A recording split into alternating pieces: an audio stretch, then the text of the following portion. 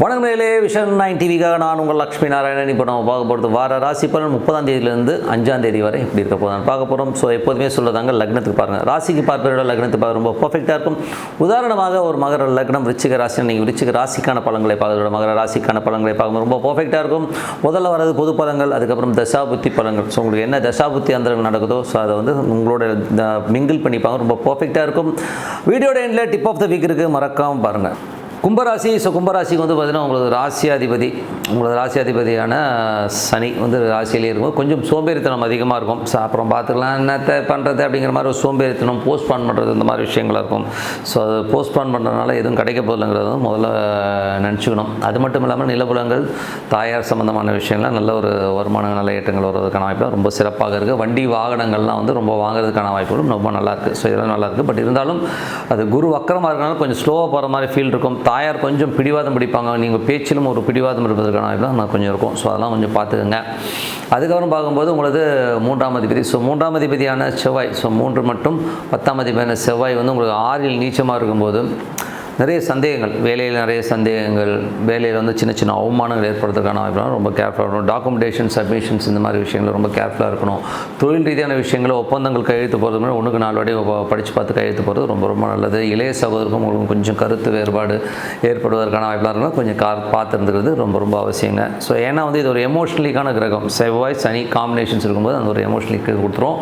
அதனால் கொஞ்சம் பார்த்து நடந்துக்குங்க, ஓகேங்களா.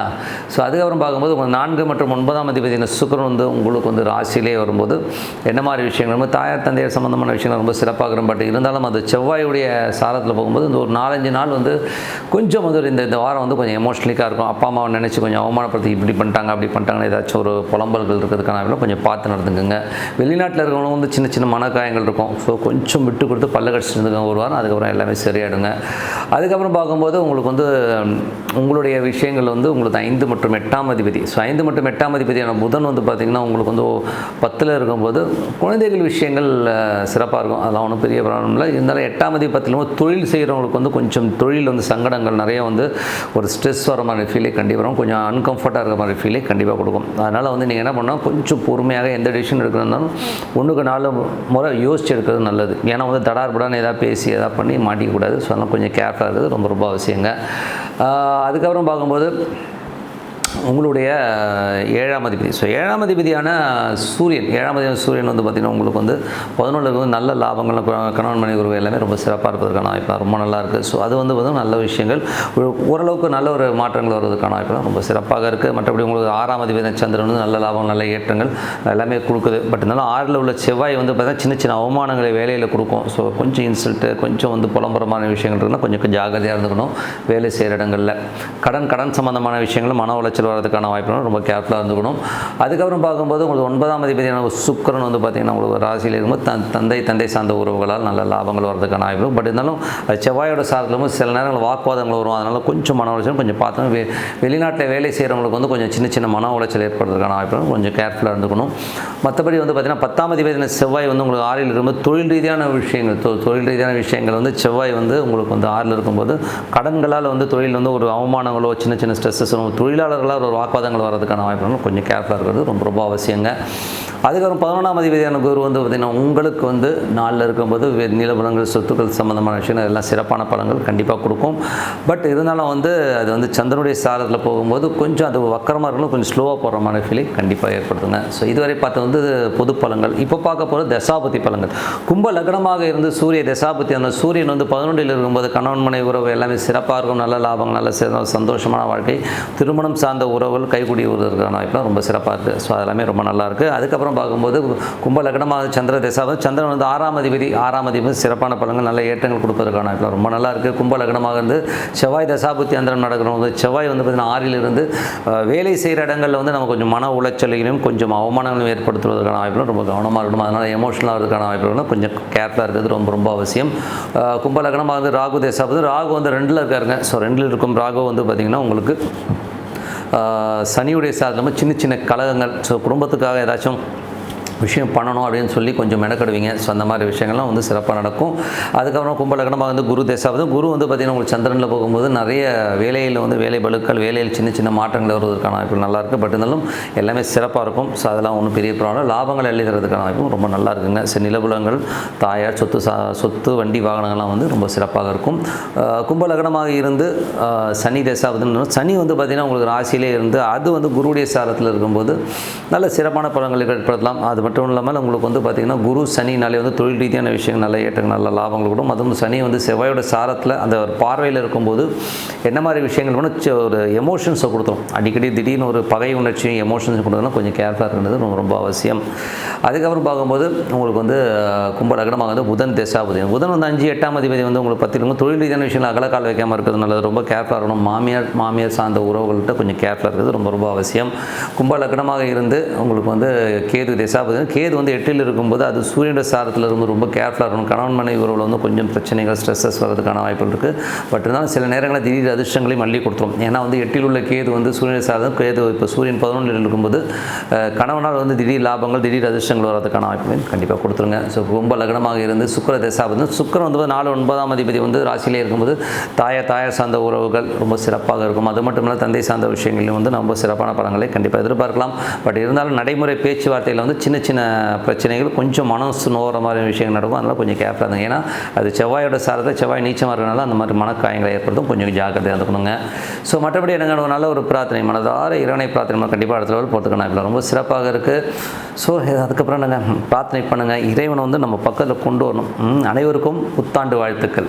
ஸோ டிப் ஆஃப் த வீக்கில் வந்து பார்த்திங்கன்னா உபாசனை தெய்வம். ஸோ உபாசனை தெய்வங்கிறது வந்து பார்த்திங்கன்னா ஒவ்வொரு மனிதனுக்கும் தேவை. ஸோ இப்போ எங்களுக்கெல்லாம் வந்து ஜோதிடர்களுக்கு வந்து உபாசனை தெய்வம் இருந்தால் தான் வாக்கு படிதமே வரும். ஆனால் டே டு டே லைஃப்பில் வந்து எல்லோருக்குமே வந்து அது உபாசனை தெய்வங்கிறது ரொம்ப மஸ்ட்டு. நீங்கள் வேணால் பாருங்கள், எல்லா மதத்துலேயுமே வந்து அது கம்பல்ஷனாக இது பண்ணி தான் ஆகணும்னு சொல்லி கொடுத்துருக்காங்க. பட் நம்ம வந்து நிறைய பேர் வந்து அதை ஃபாலோ பண்ணுறோம். கிட்டத்தட்ட வந்து ஒரு 10-12% வந்து ஃபாலோ பண்ண பெரிய விஷயம். மற்றவங்கலாம் வந்து பார்த்திங்கன்னா அது வந்து ஃபாலோ பண்ணுறது கிடையாது. ஒரு சில ரிலீஜனில் வந்து பார்த்திங்கன்னா அவங்க வந்து ரொம்ப பர்ஃபெக்டாக ஃபாலோ பண்ணுறாங்க. ஸோ அது வந்து அவங்களுக்கு வந்து அந்த வைப் வந்து அவங்களுக்கு நல்லா தெரியும். ஏன் உபாசனை, நமக்குன்னு ஒரு தெய்வம் வேணும்னா எப்படி 3 வேளை சாப்பாடு முக்கியமோ அது மாதிரி இறை வழிபாடு ரொம்ப ரொம்ப முக்கியம். ஏன்னா வந்து இறைவனை வந்து நமக்குள்ளே கொண்டு வரணும். ஏன்னா வந்து ஒரு 2 மணி நேரம் 3 மணி நேரம் படம் பார்க்குறோம், சீரியல் பார்க்குறோம், எதுக்கோ ஸ்பெண்ட் பண்ணுறோம், அரட்டை அடிக்கிறோம். பட் இறைவனை வழிபாடு பண்ணோன்னா அதுக்கு டைம் இல்லைன்னு சொல்கிறோம். ஸோ இது எவ்வளோ மட்டமான ஒரு விஷயம் இல்லையா? ஸோ நமக்கு வந்து இயக்கமே இறைவன் தான். ஸோ இறைவன் வந்து எப்படி வழிபாடு பண்ணால் உங்களுக்கு ரொம்ப பிடிச்ச தெய்வம் என்னவோ, இப்போ எங்களுக்கு ஜாதக ரீதியாக பார்த்தா உங்கள் கட்டத்தில் வந்து எது ஹையஸ்ட் டிகிரியோ அதுதான் வந்து உங்கள் உபாசனை தெய்வம்னு நாங்கள் சொல்லுவோம். பட் அப்படி இல்லைனா கூட நீங்கள் உங்களுக்கு பிடிச்ச தெய்வத்தை வந்து நீங்கள் வழிபாடு பண்ணணும். எப்படி வழிபாடு பண்ணணும்னா, இப்போ உதாரணத்துக்கு ஈஸ்வரன் வந்து பிடிக்குதுன்னு வச்சுக்கோங்க, ஓம் நம சிவாய ஓம், அந்த ஈஸ்வரன் உள்ளே வரணும். ஸோ அந்த மாதிரி ஃபீல் பண்ணி நீங்கள் பண்ணும்போது பார்த்திங்கன்னா அந்த இறைவன் வந்து உங்களோட ஒன்ற ஆரம்பிப்பார். ஸோ ஒன்ற ஆரம்பிக்கும் போது உங்களுக்கு அந்த மேஜிக் நல்லா தெரியும். இதில் வந்து பார்த்திங்கன்னா நிறைய பேர் கேட்குறது என்னென்னா, ஒரு சாமியை கும்பிட்டா உடனே எனக்கு ரிசல்ட் வந்துடுமா, உடனே எனக்கு பணம் கொட்டிடுமா, அப்படியே இந்த 4 பக்கத்தில் வந்து பணம் கொட்டு பார்த்தா எல்லாருமே கேட்குறாங்க. ஸோ பணங்கிறது வந்து ஒரு கருவி சாமி, அது வந்து ரொம்ப ஒரு சின்ன ஒரு விஷயம் தான் அது, ஓகேங்களா? ஸோ பணத்தை விட பெரிய விஷயம் நிறைய இருக்குது. ஸோ நமக்கு நிம்மதி தேவை, சந்தோஷம் தேவை, ஓகேங்களா, நல்ல ஆரோக்கியம் தேவை, இதெல்லாம் ரொம்ப முக்கியம். ஸோ நீங்கள் ப்ரேயரில் வந்து பார்த்திங்கன்னா எனக்கு சந்தோஷமாக இருக்கணும் மட்டும் கொடுங்க, ஆட்டோமேட்டிக்காக நீங்கள் சந்தோஷமாக இருக்கிற அத்தனை விஷயம் வந்து சூப்பராக நடக்க ஆரம்பிக்கும். ஸோ அது வந்து ப்ரேயரில் மட்டும்தான் கிடைக்கும். ஸோ நீங்கள் வந்து உணரணும், மன ரீதியாக உட்காந்து டெய்லி வந்து அதை ப்ராக்டிஸ் பண்ணால் தான் வரும். இமீடியட்டாக வந்து ஒரே நாளில் வந்து நான் வந்து ஒரு வாரம் சாமி கும்பிட்டேன், எனக்கு சாமி ஒன்றும் கொடுக்கல அப்படின்னு நினைச்சிங்கன்னா அது ரொம்ப தப்பு. கிட்டத்தட்ட வந்து ஒரு 6 மாதம் கண்டினியூவாக பண்ணி பாருங்கள். அந்த டைமில் கரெக்டாக வந்து விடியகாலம் 5 மணி 4:30 மணிக்கு எழுந்துச்சு அந்த தெய்வத்தை உபாசனை பண்ணி பாருங்கள். அந்த தெய்வம் பேசலான்னு எனக்கு கேளுங்க, பேசும், அருமையாகவே பேசும். எப்படி தெரியுங்களா, ஒரு இண்டிகேஷன்ஸ்லேயே வரும். ஸோ நான்லாம் வந்து இந்த ப்ரொஃபஷன் வந்து பார்த்திங்கன்னா நான் பேஷனேட்டாக வந்து அஸ்ட்ராலஜி வந்து சின்ன வயசுலேருந்தே பழகினாலும் இதை நான் ப்ரொஃபஷனாக எடுப்பேன் நான் நினச்சி கூட பார்த்ததில்ல. பட் ஒரு காலகட்டத்தில் வந்து பார்த்தீங்கன்னா ஒரு பிஸ்னஸில் வந்து சின்ன சர்க்கிளுக்கு அப்புறம் நான் என்ன எடுக்கிறேன்னு பார்த்து எனக்கு டிவிலேருந்து நிமித்தம் வந்தது. டிவிலேருந்து பார்த்திங்கன்னா ஜோதிடத்தை பற்றி பேசுகிறேன், ஏன் நம்ம இதை எடுக்கக்கூடாதுங்கிற அந்த நிமித்தம். ஸோ ஒவ்வொரு விஷயம், நிறைய விஷயங்களில் என் லைஃப்பில் வந்து பார்த்திங்கன்னா இந்த ஜோதிடத்தை அந்த நிமித்தங்கிற விஷயம் கொடுத்தது வந்து தெய்வம் தான். ஏன்னா அந்த தெய்வத்தை வந்து நான் மனசார பூஜை பண்ணும்போது அந்த தெய்வம் வந்து கரெக்டாக வேறு ரூபத்துலேருந்து வேறு ஒரு விஷயமாக கொடுக்கும், புக்கிலேருந்து கொடுக்கும். அதனால் நீங்கள் ப்ராக்டிஸ் பண்ணுங்கள். ப்ராக்டிஸ் பண்ணும்போது அந்த மேஜிக் நல்லா தெரியும். அதுக்கு வந்து ஒரு பர்டிகுலர் டைம் டைமில் அந்த டைமை கரெக்டாக ஒதுக்கிடணும். உதாரணமாக சொல்லணும்னா என்னால் வந்து காலைலலாம் எந்திரிக்க முடியாதுன்னா சாயங்காலம் எத்தனை மணி, 8 மணி, 9 மணி, 10 மணி, 11 மணி, பரவாயில்ல, எந்த காலகட்டமாக இருந்தாலும் அந்த 11 மணினா 11 மணிக்கு ஷார்ப்பாக உட்காந்து அந்த மெடிடேஷன் சாண்டிங்கை பண்ணுங்கள். ஒரு 15 நிமிஷம் 20 நிமிஷம் வந்து இறைவனுக்காக ஒதுக்கலைன்னா நம்மளாம் என்ன மனுஷங்க யோசிச்சு பாருங்கள். ஏன்னா வந்து அந்த ப்ரேயர் வந்து ரொம்ப ரொம்ப முக்கியம். ஸோ இதில் வந்து நீங்கள் இறைவன்கிட்ட போய்ட்டு பிச்சை எடுக்கிற மாதிரி எனக்கு அதை கொடு இதை கொடு அதை கொடுன்னா கேட்கக்கூடாது. ரிலாக்ஸ்டாக உட்காருங்க. ஓம் நம சிவாய. இறைவனை முதல்ல ஃபீல் பண்ணுங்கள். ஃபீல் பண்ணி இறைவன் உள்ளே இருக்கிறார் அப்படின்னு நினச்சிட்டிங்கனாலே கண்டிப்பாக அடுத்த லெவலுக்கு வந்து ஒரு டோர்ஸ் ஓப்பன் ஆக ஆரம்பிக்கும். அதனால் உபாசனை தெய்வம் ஒவ்வொரு மனிதனுக்கும் ரொம்ப முக்கியம். ஸோ வாழ்க்கையில் வந்து எல்லோரும் கடைபிடிங்க. இது வந்து சும்மா ஜஸ்ட் லைக் தட் விட்டுட்டு போயிடாதீங்க. நீங்கள் பண்ணி பாருங்கள். அதுக்கப்புறம் பாருங்கள் என்னென்ன மேஜிக் நடக்குதுன்னு உங்களுக்கே தெரியும். சொல்லிட்டு உங்களிடம் விடைபெறுவது உங்கள் லக்ஷ்மி நாராயணன். எல்லோருக்கும் புத்தாண்டு வாழ்த்துக்கள்.